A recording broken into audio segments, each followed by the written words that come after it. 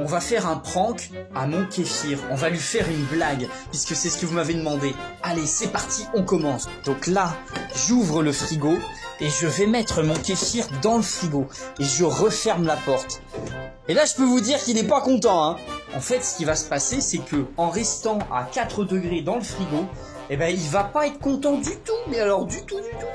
En fait, quand vous mettez du kéfir au frigo, il ralentit son métabolisme, un peu comme n'importe quelle chose que vous mettez au frigo. C'est pour ça qu'on met le fromage au frigo, parce que le fromage, c'est vivant. Et quand vous mangez du fromage, vous avez une amélioration qui s'est faite grâce aux levures, grâce aux bactéries, des bonnes bactéries qui sont présentes dans notre fromage, tout comme avec le kéfir.